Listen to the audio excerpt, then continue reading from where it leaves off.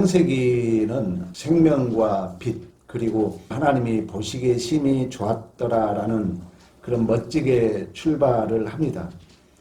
그런데 오늘 50장으로서 마무리가 됩니다.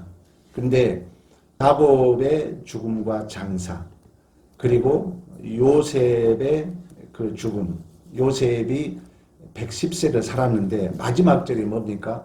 애굽에 입관하였더라, 장사였더라. 야곱의 죽음과 장사 그리고 요셉의 죽음과 장사로 끝난 것 같이 보입니다.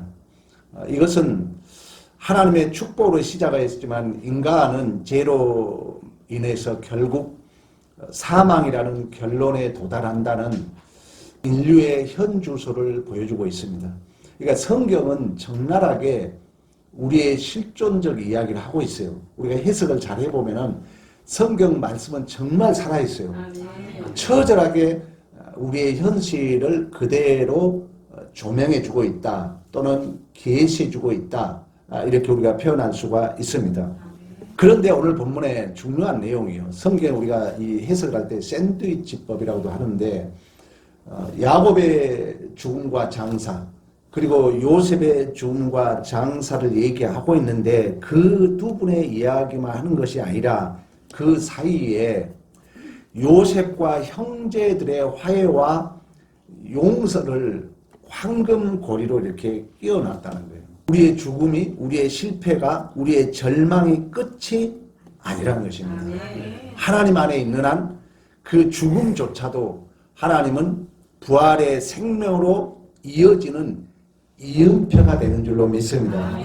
오늘 이 말씀을 통해서 우리의 인생에도 마찬가지죠. 막다른 골목에서 새 길을 여시는 하나님의 섭리를 만나시기를 축복합니다. 1절부터 14절까지는 야곱의 죽음과 장사 이야기를 합니다.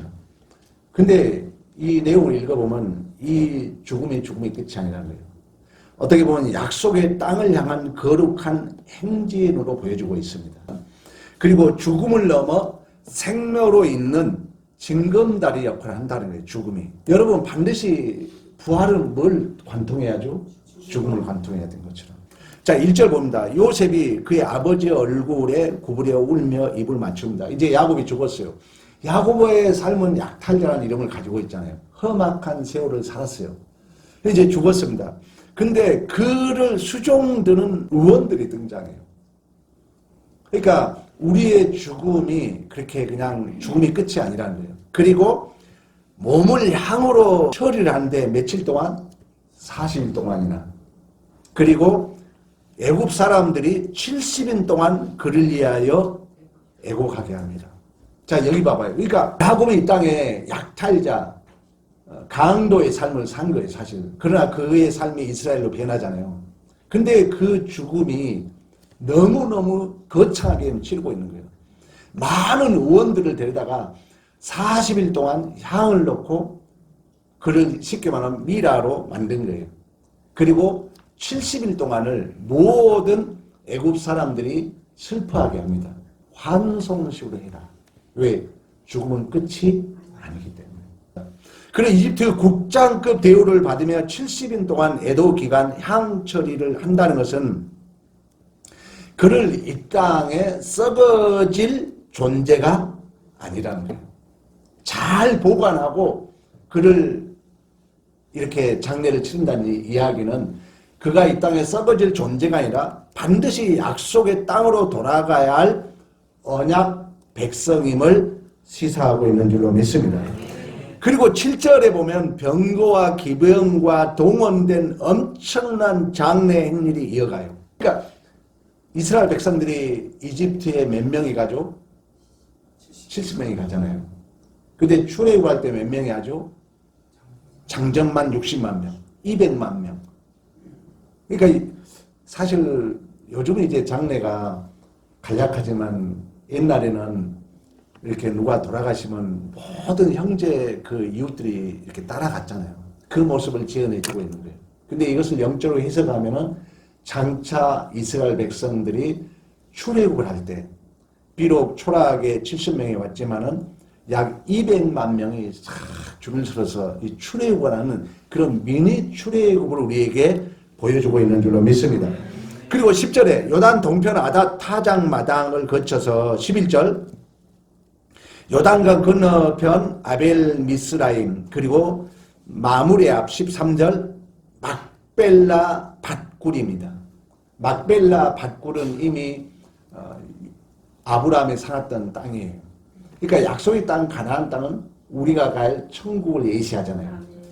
그래 영원히 그 땅에서 우리가 머물 곳은 아니기 때문에 상징적으로 보증스프로만 얘기해주고 있기 때문에 많은 땅도 아니고 딱 내가 묻을 만한 땅.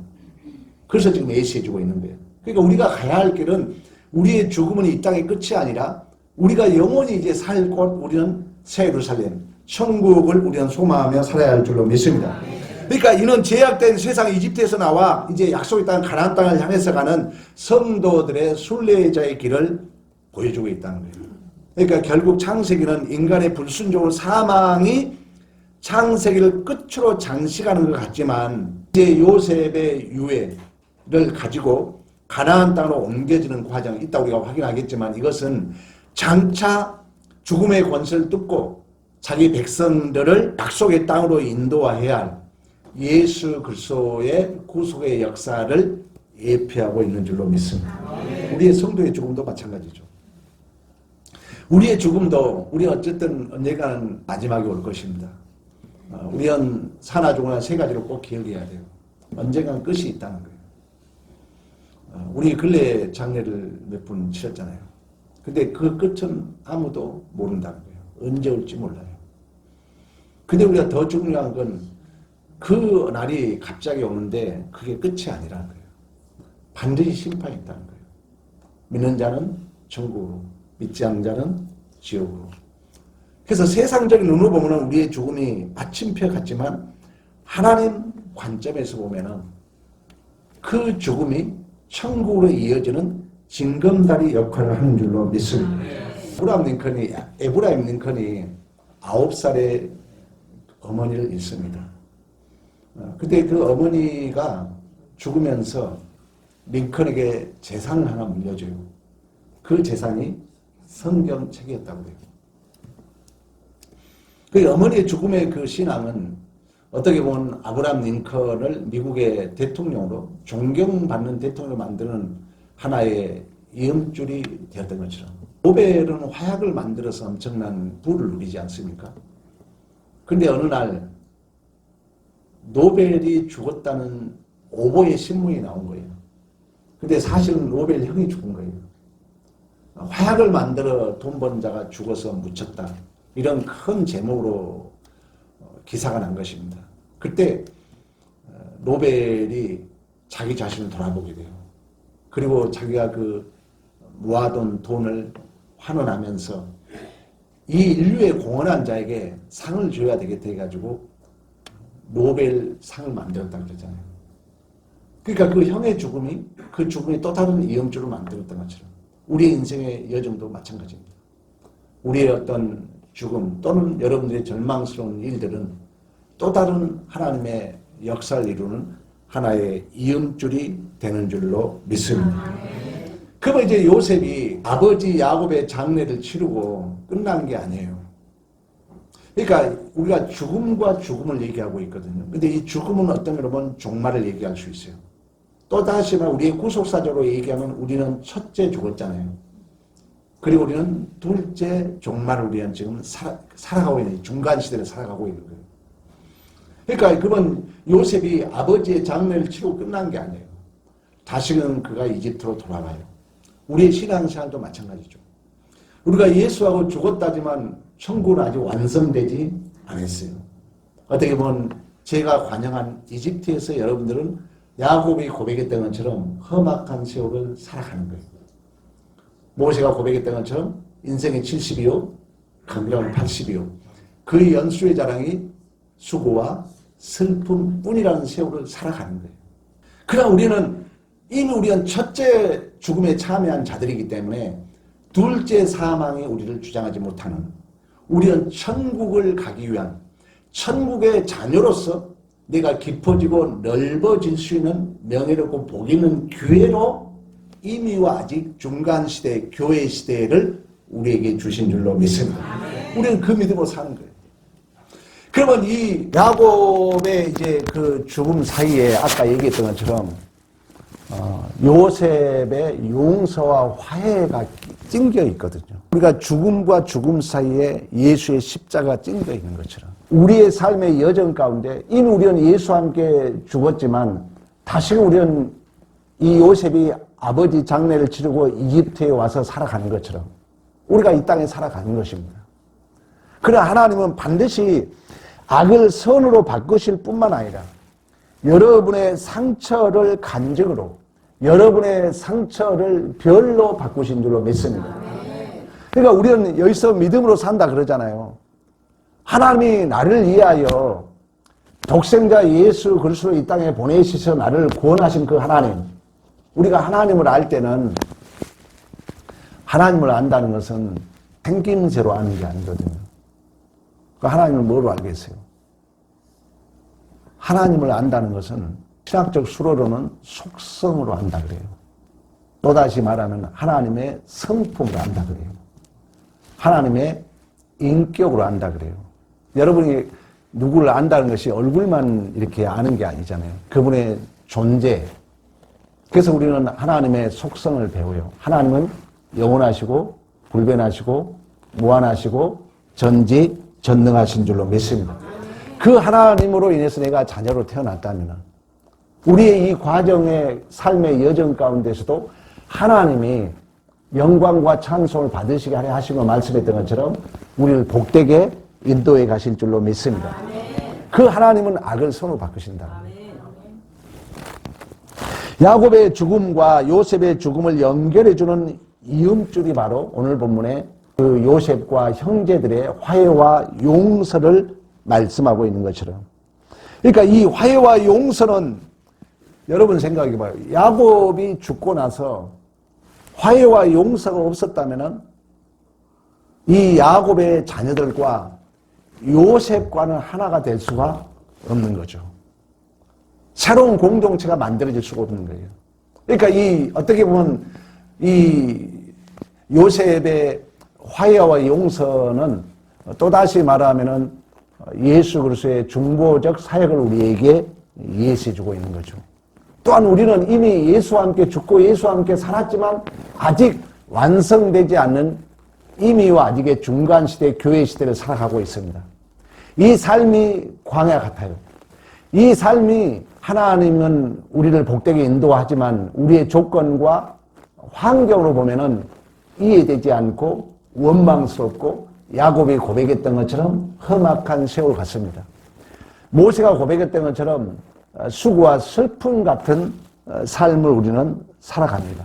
그러나 이 삶의 여정에서 우리가 꼭 4가지를 여러분들이 확인해야 돼요.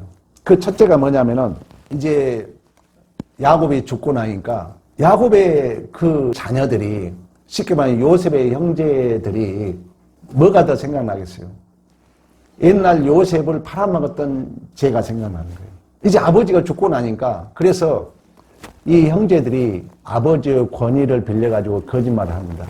아버지가 죽기 전에 유언으로 용서를 했다. 그리고 우리는 너의 종이 되겠다. 이런 어떤 그 죄에 대한 자각 그리고 죄에 대한 두려움입니다. 그 말은 또 다른 말하면은 죄만큼은 우리의 인간의 공로로 해결할 수 없는 것입니다. 죄의 삭선 사망이잖아요. 진시 황제가 불로초를 구했던 것처럼 우리가 이 땅에서 가장 두려워할 것은 죽음입니다. 사망이에요. 죄값이에요. 여러분들이 죄를 지어보세요. 세상 사람들 무감각하니까 그걸 모르지만 우리 믿는 자들은 반드시 성령이 내 안에서 자각과 조명과 계획의 역사를 하기 때문에 우리가 이 땅에서 천국 가는 날까지는 반드시 죄에 대한 두려움 그리고 죄의 삭세 사망에 대한 두려움을 느끼게 되어 있습니다. 물론 우리는 예수 믿으니까 그걸 덜하지만 왜? 죄의 문제는 우리 스스로 해결할 수 없다는 것입니다. 그래서 제가 자주 그런 얘기 했잖아요. 우리가 예수를 믿게 되면은 우리의 삶이 미래를 향해 가는 것 같지만 내가 갔던 길을 다시 가는 것 같은. 왜? 하나님의 시간은 하나이기 때문에. 그래서 이상하게 예수를 믿고 나면 미래가 생각 많이 나는 게 아니라 예수를 믿을 때마다 문득문득 뭐가 생각나요? 과거가 생각나요. 과거에 내 허물이 생각나요. 내 잘못이 생각나요. 그래서 그것이 이제 버무려져서 내가 깊어지는 거죠. 내가 넓어지는 거죠. 내가 예수의 충만으로 내가 성장해 가는 줄로 믿습니다. 그런 의미에서 우리가 미래를 향해서 가는 거예요. 내가 성장한다는 의미에서 미래를 향해서 가는 거예요. 그러나 해석상으로 보면 희한하게 또 그 말이 맞아요. 왜? 하나님의 이미 구원의 계획은 과거에 있었어요? 미래에 있었어요? 과거에 있었잖아요. 이미 창세전에 있었잖아요. 그러니까 어떻게 보면 우리의 존재가 해석상으로 보면은 미래를 향해서 가는 것 같지만 과거를 향해서 가는 것 같이 예수를 믿으면 믿을수록 내 죄가 생각나게 하고 기억납니다. 그러면서 예수를 붙들고 그 속에서 우리는 예수의 충만으로 빚어 가는 줄로 믿습니다. 처럼 이 죄의 문제만큼은 우리가 할 수 없다는 거예요. 그래서 오늘 요셉이 어떤 고백을 합니까? 19절에 내가 하나님을 대신할 수 있겠습니까? 그러니까 우리 요셉을 공부해 오면서 이미 우리가 확인했잖아요. 그러니까 믿음이라는 것은 엄밀히 말하면은 완전히 내가 없는 자리로 가는 거예요. 내가 믿는다는 것은 내가 믿을 만한 조건이 조금이라도 있으면 상대를 믿을 필요가 없는 거잖아요. 그러니까 요셉이 지금은 그 고백을 하는 거예요. 요셉이 인간적으로 보면은 형들에게 배신을 당했잖아요. 그리고 누명을 쓰고 감옥 생활을 했잖아요. 거기에 내가 조금이라도 남는다면은 용서할 수 없는 거죠. 그래서 신앙의 결론은 뭐냐면 하나님이 전부 하셨습니다. 우리 반절에 대한 계속 얘기해왔잖아요. 하나님은 우리의 인생을 역전의 드라마로 써가거든요. 그건 내가 역전의 드라마틱한 주인공이 되었다는 것은 뭐가 바뀌었다 그랬어요? 내 삶의 주어가 바뀌었다는 주어가. 내 중심에서 누구 중심으로? 하나님으로. 그때만이 진정한 여러분들이 화해를 할 수 있고 진정한 용서를 할 수가 있어요. 예를 들어서 자 생각해봐. 형제들 간에 여러분 지금 갈등 다 있잖아요.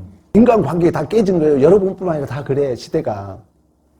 근데 우리 믿는 자들은 누가 했다? 하나님이 했다는 거예요.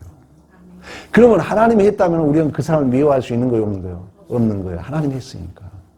그래서 기독교 신앙은 윤리도덕을 넘어서는 거예요. 여러분 기독교 신앙은 절대 여러분이 생각하는 그런 수준이 아니에요. 하나님이 했다. 생각해봐. 요셉이 형제들이 팔림을 당했잖아요. 우리 경험하잖아요. 부모님 돌아가시고 나면은 부모님이 얼마나 큰 그늘인지 몰라요. 부모님이 있을 때는 이게 다 그늘이 돼. 형제간에 섭섭한 것도 부모가 다 그늘이 돼. 근데 부모님이 돌아가시고 나면 희한하게 섭섭한 게 더 크게 느껴져. 요셉이 그런 입장이야. 근데 요셉은 뭐라 했다고요? 내가 어찌 하나님을 대신하리까. 우리는 인생에 수없는 여러분의 상처와 아픔의 조각들이 있잖아요. 아까 얘기했잖아요. 우리가 예수를 믿고 나면은 이상하게 미래를 향한 것 같지만 과거로 돌아간 것 같이 과거 일들이 생각나요. 그때 내가 남아있으면 그게 상처로 남아. 근데 내가 없고 하나님이 했다 하면은 그 상처가 간증이 되고 화려한 별이 될 줄로 믿습니다. 꼭 이런 데 기억해요. 그래서 이제 세 번째는 뭐냐면 요셉이 하나님은 나를 헤아려 했으나 그것을 뭐로 바꿨다고요? 선으로 바꿨다는 거예요. 우리의 인생의 서사를, 여러분의 인생의 역사를, 여러분의 존재를 드라마를 쓰는 자는 하나님이에요. 근데 또 내 인생을 해석할 자는 엄밀히 말하면 누구예요? 내 자신이에요. 근데 하나님을 믿으면서도 내 존재를, 내 존재의 서사를 피해자로 쓰는 사람이 있다는 거예요. 왜 피해자 입장에 섭니까? 내가 주인이니까 피해자인 거예요. 여러분 돈 내 것이라 생각하면요 한없이 손해봤다 계산되는 거예요. 미안하지만 인문학에서 최고 악은 뭐라고요? 계산하는 삶이에요. 계산한다는 거예요. 뭐든지 계산해. 근데 그 계산의 중심은 누구예요? 나야. 그러니까 항상 이 사람은 피해의식이 있는 거예요. 그러나 하나님이 했다면, 모든 게 하나님이라면 우리는 피해의식을 쓸 필요가 없는 줄로 믿습니다. 요셉이 그랬다는 거예요. 요셉은 자기의 인생의 스토리를 피해자 서사로 쓰지 않았다는 거예요. 하나님이 하셨다. 하나님의 악을 선으로 바꾸신 줄로 믿습니다. 여러분 꼭 기억해야 됩니다. 역전의 드라마라는 것은 여러분이 예수를 믿는다는 것은 가던 길을 돌아오는 거거든요. 예수 믿는다는 것은 원리적으로 보면 가던 걸 돌아오는 거예요. 그러니까 어떻게 보면 꼭 과거로 돌아온 같은 삶을 살아요. 생각을 많이 나게 해요. 어제 일이 바로 생각나게 해요, 하나님이. 근데 문제는 뭐냐? 내가 돌아온 것 같은 삶을 살지만 내 인생은 바뀌지 않았어. 왜 그렇다고요? 인생의 주어가 안 바뀌었기 때문에. 여전히 내가 주어야, 내가 중심이야. 맨날 피해의식, 맨날 상처. 그러지 말라는 거예요. 우리가 이제 죽음을 향해서, 종말을 향해서 가는 이 중간에 찡겨있는 뇌 실존이에요. 하나님은 우리를 사랑하셨고 우리를 구원하셨기 때문에 지금도 하나님은 변함없이 우리를 복되게 통치해 가시고 다스려 가실 줄로 믿습니다. 그 믿음으로 살아가는 거예요. 여러분 악한 일이 있어요? 부정적인 일이 있어요? 하나님이 선으로 바꾸실 줄로 믿습니다. 그 믿음으로 살아가는 거예요. 믿음대로 되는 것입니다. 믿음대로 돼요.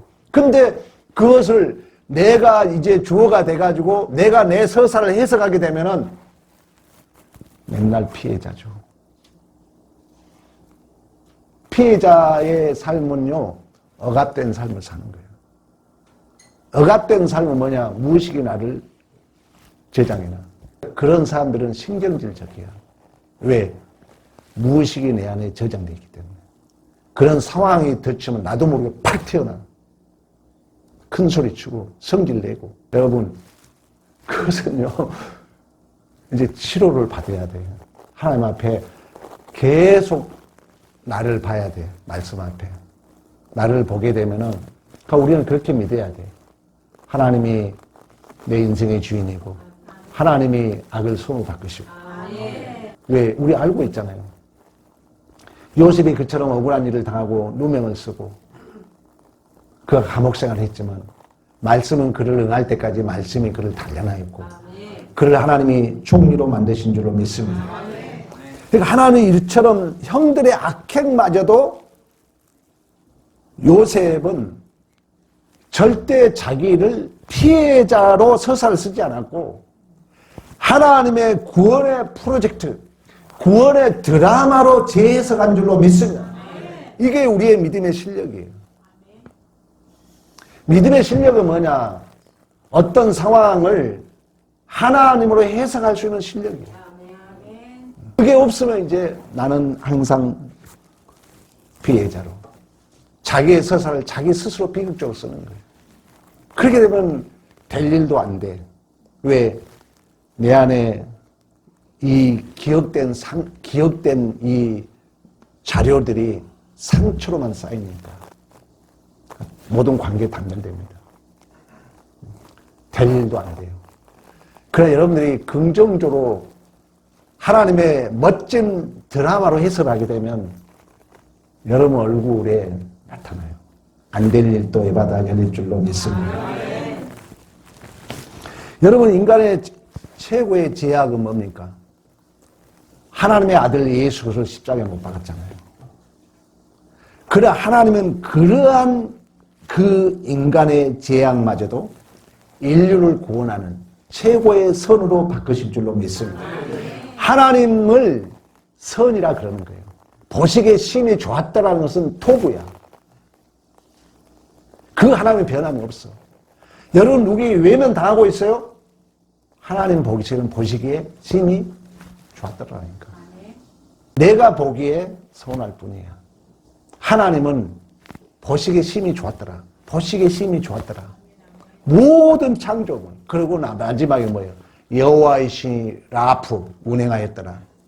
그 보시기에 심히 좋았더라. 그 하나님이 암탉에 품고 있는 것처럼 우리를 품고 있는 거예요. 그 속에서 내가 서운한 마음이 있어. 그 속에서 나의 불평거리가 있어. 근데 그것마저도 뭘로 바꾼다? 선으로 바꾼다. 믿음대로 돼요. 믿음대로. 그래야 여러분들이 기적을 경험하죠. 그래서 항상 주어를 누구로? 하나님. 그렇다면은 네 번째. 그렇다면 내가 이제 갑이 되는 거죠. 내가 가진 자이니까 그 원수를 내가 용서할 수 있고 그 원수에게 내가 떡 하나 더 줄 수 있는 줄로 믿습니다. 그래서 21절에 그 얘기하는 거예요. 21절. 자, 형들은 두려워해. 제가 이제 생각나고 아버지가 돌아가셨기 때문에. 21절 두려워하지 마소서. 내가 당신들과 당신의 자녀들까지 기르겠나이다. 간곡한 말로 이루어져. 여러분을 힘들게 한 사람이 있잖아요. 하나님의 입장에 보면 누가 피해자예요? 내가 지금 힘든 일을 당하고 있어. 누가 피해자예요? 힘들게 한 자가 피해자예요. 그럼 우리가 힘들게 한 자를 도와줘야 돼. 이게 안 돼. 왜? 여러분 윤리도덕주의니까. 윤리도덕주의가 교회 은혜 다 까먹는다니까. 선악과 주체적 산. 하나님이 다 해간다니까요. 누가 잘못했잖아요. 하나님 보기에는 그가 피해자예요. 하나님은 그에게 지금 하나님 더 불쌍히 여기고 있어. 근데 나도 그에게 돌 던져? 그러지 말라는 거예요. 바른 신앙을 갖게 되면요. 차원이 달라. 이 세상에 있는 것은 죄야. 없는 걸 만들어야 돼. 그 없는 것은 오직 주어가 누가 돼야 돼요? 하나님이 됐을 때만. 이미 있는 것로 규명하는 것, 나를 만지지 마라 그래 하나님이. 나를 만지지 마. 이 세상에 있는 걸로 나를 규명하지 말라는 얘기예요. 나를 만지지 마. 이 세상 걸로 규명하지 마. 그래서 없음이라 그러는 거예요. 그때 하나님이 있는 거예요. 내가 없을 때만이에요. 근데 우리는 자꾸 내가 있는 걸로 규명하려고 그래요. 그걸 인문학에 뭐라는 줄 아세요? 앵무새라 그래요. 또 있는 거 남의 있는 거 끌어다 또 지적거리고 있는 거예요. 했던 말 또 하고. 우리가 자녀들 앞에 실패한 게 그거예요. 우리는 자꾸 이미 규명된 걸로 또 규명하려고 그래요. 그것은 진리가 아니라 그렇습니다. 진실로 우리가 하나님을 믿는 자들로서 항상 하나님의 주가. 그래서 이 형들이 두려워해. 아유, 이제 왜 요셉은 내가 반자가 총리가 됐거든. 아버지가 돌아가셨어. 그래서 아야, 우리 좀 불쌍히 해주라. 우리 좀 용서해주라. 요셉은 이미 하나님의 주어가 됐기 때문에 이미 용서했어요. 악을 손으로 바꾸신 하나님이. 내가 어찌 하나님을 대신하니까. 근데 형들은 그걸 몰라. 그래서 요셉이 우는 거예요. 물을 흘려. 내가 어찌 하나님을 대신하려고 그러니까. 악을 손으로 바꾸신 하나님. 걱정하지 마소서. 내가 당신들 도와줄게요. 내가 당신들 자녀들까지 책임질게요. 할렐루야. 이것은 우리 죄를 사할 뿐만 아니라 우리 원수된 자들을 하나님의 자녀로 영광스러운 지를 회복하시고 영원토록 우리와 함께 하시고 지금도 우리의 피로를 채워주시는 예수 그리스도의 보살피 라프라 그랬잖아요. 여호와의 신이 운행하였더라. 여러분 성경은 뭐라는 줄 아세요? 이스라엘 백성들이 광야길 가면서 원망 불평하잖아요. 아니 뭐라는 줄 아세요? 야, 너 내가 독수리 어미가 새끼를 품은 것처럼 품고 왔어 그래. 그 말이 창세기 2장 마지막 창조하고 여호와의 신이 운행하였더라. 라프 품고 있다는 우리의 존재를 품고 있어. 그 안에서 지적거릴 뿐이야. 지금 창세기가 마무리한 얘기야. 이 믿음으로 다시 죽는 날까지 살아낸 얘기예요. 우리 안에 진정한 자유죠. 그러면서 이제 마지막으로 이 중간에 이 찡겨있는 얘기가 나오고 또 다시 죽음 얘기를 해요. 이제 요셉이 죽는 거예요. 보시기에 심히 좋았더라. 이제 창세기가 이관하였더라. 오늘 우리 26절 봐봐. 26절 다시 한번 합독합시다. 시작. 요셉이 110세의 죽음에 그들이 그의 몸에 향제를 놓고 애굽에서 입관하였더라. 그러나 여기서 중요해요. 죽으면서 요셉이 세 가지 얘기를 합니다. 24절 봐봐요. 죽기 전에 하나님이 반드시 너희를 돌보실 것이다. 여기 봐봐요. 우리가 예수와 죽었지만 그 예수의 이름을 뭐라 그랬어요? 임마누엘이라 그랬잖아요. 하나님은 우리의 크로노스 시간이 멈출 뿐이지 카이로스 시간은 어제나 오늘이나 동일한 거예요. 하나님은 여전히 우리를 품고 있는 거예요. 내 인생의 끝이 있을 뿐이에요. 근데 그 끝은 천국을 가기 위한 하나의 이음줄이라는 거죠. 그리고 그 광야 속에서 우리는 수고와 슬픔의 삶을 살아가요. 그러나 그 수고의 슬픔은 나를 하나님의 자녀다운 자로 만들어가는 걸음이라는 걸음. 그러면 우리는 이 세상에 그 어떤 것도 와봐라. 왜? 그 모든 것들이 누굴 위함입니까? 나를 위함입니다. 기독교인들이 바로 말씀대로 살아가면 10년이 젊어진다는 말은 거짓말이 아니에요. 내가 그래서 우리 교회 온 사람마다 내가 10년 젊게 해준다 그러거든요. 왜? 설교를 바로 들으면은 매인 게 없어요. 왜? 하나님 다 해가니까. 또 실제로 믿으면 믿은 대로 돼요. 믿은 대로 돼. 그래서 요셉이 그 얘기를 해봅니다. 이제 죽으면서 죽기 전에 하나님이 반드시 너희를 돌보실 것이다. 두 번째 24절 하나님이 반드시 너희를 이 땅에서 인도해 내실 것이다. 우리는 이 땅의 전부가 아니고 우리는 새 예루살렘이 우리는 예비되어 있는 줄로 믿습니다. 그리고 세 번째 25절에 그때 내 해골을 메고 가라. 자, 요셉은 통리로 살았어요. 피라미드 여러분 가봤잖아요. 7대 불가사의 중에 하나야. 돌이 이거보다 더 커. 근데 이러한 돌로 200m 이상의 돌 무덤을 만들어 팔레오 무덤이에요. 요셉은 거기에 묻힐 자격이 있어요. 근데 요셉은 아니야. 하나님이 도울 거야. 너희들은 여기에 묻힐 자격, 너희들은 언젠간 떠나야 돼. 내 해골도 제발 여기에 묻지 마. 때가 되면 날 좀 메고 가라. 우리에게 주신 메시지입니다. 여러분이 여기 이 땅에 가지고 있는 것은요, 누리기 위한 은혜의 도구들이야.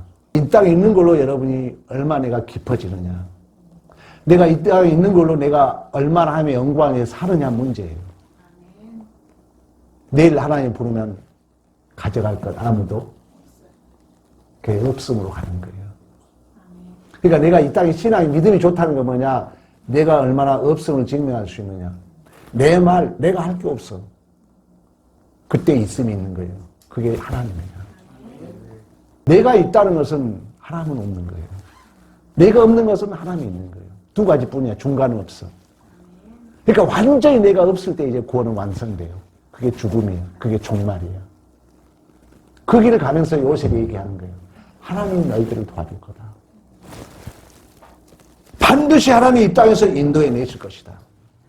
내가 죽으면 그때 내 해골을 메고 올라가라. 그런 기다림의 신앙이 있었고, 이 땅은 영원히 아니다. 반드시 약속의 땅이 있다. 애굽의 그 출애굽의 이집트에서 출애굽의 신앙이 있었죠. 비록 그는 애굽에서 죽지만.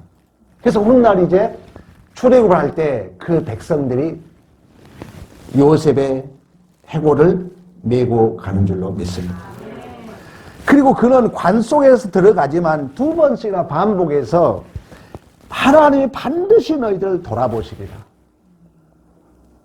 하나님이 돌아본다는 것은 히브리어로 파카트라 그래요.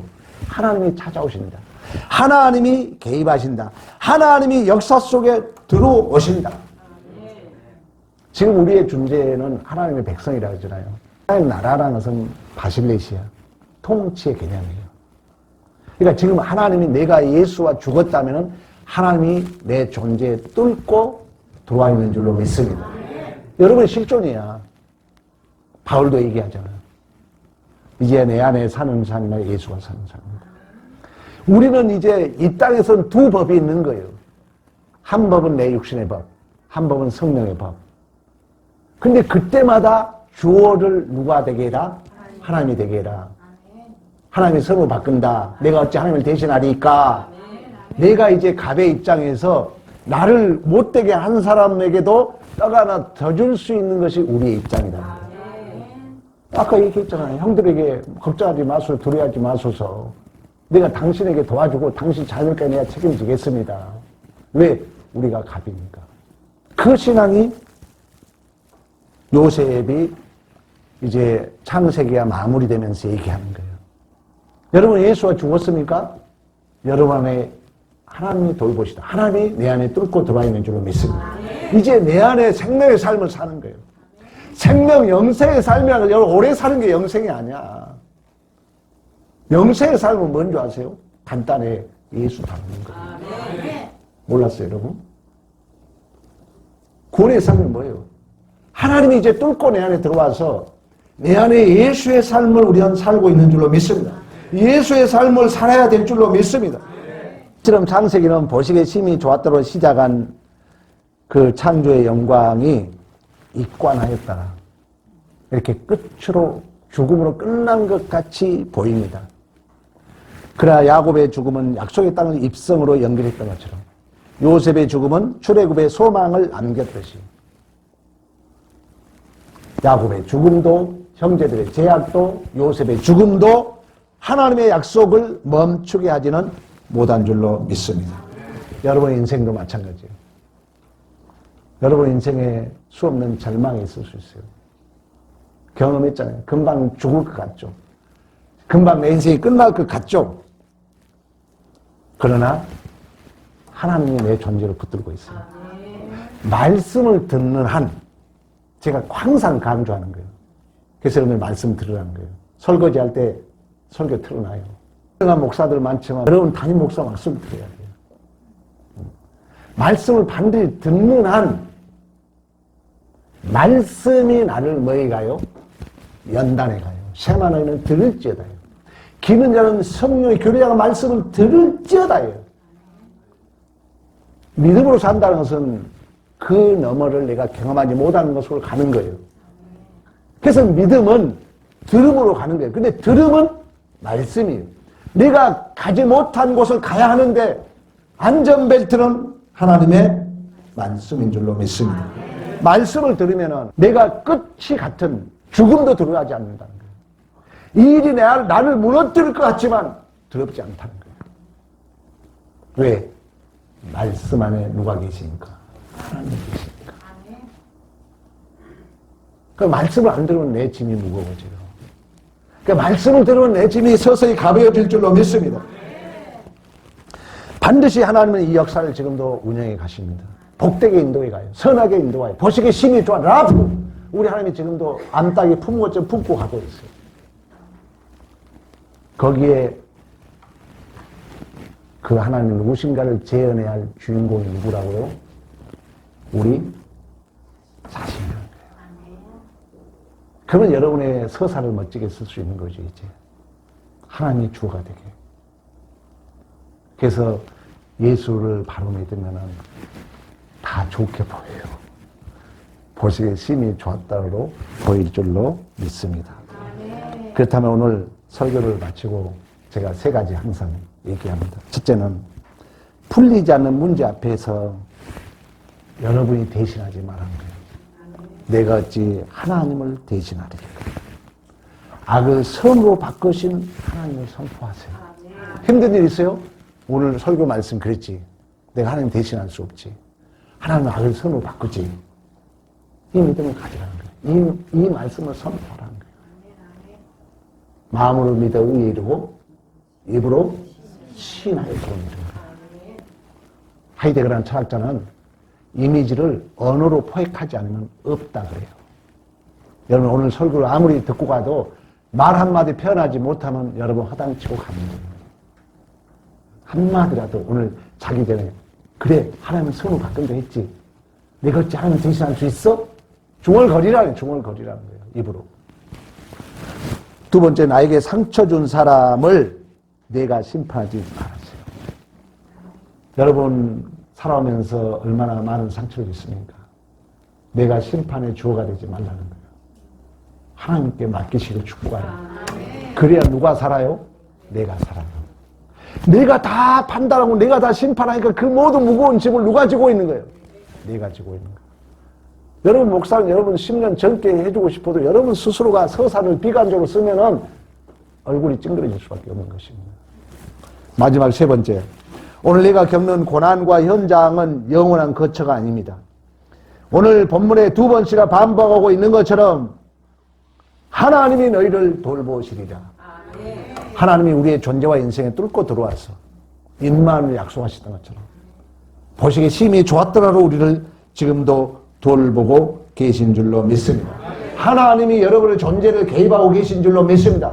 말씀이 응할 때까지 말씀이 그를 단련했다고 말씀했던 것처럼 요셉이 수없는 인생의 비관적인 그런 인생의 조각들이 있었지만 하나님은 그를 총리로 만들었던 것처럼 여러분 인생의 고난이 겪은 현장은 내가 지금 영원한 거처가 아니라는 거예요. 하나님 내 존재를 뚫고 와서 지금 개입하고 있어. 복된 인도에 갈 거야. 선포하기를 축복합니다. 비록 우리의 인생에 여러분 죽음의 순간이 온다 할지라도 우리는 예수 그리스도의 부활이 있기 때문에 우리는 이미 승리자로 결정되어 있는 줄로 믿습니다. 승리자. 여러분 서사를 절대 비관적으로 쓰지 말라는 거예요. 하나님의 구원의 드라마로 쓰라는 거예요. 누가 뭐라 해도 내 인생 내가 쓰면 돼. 그런 주인공으로 한 주간 승리하기를 축복합니다.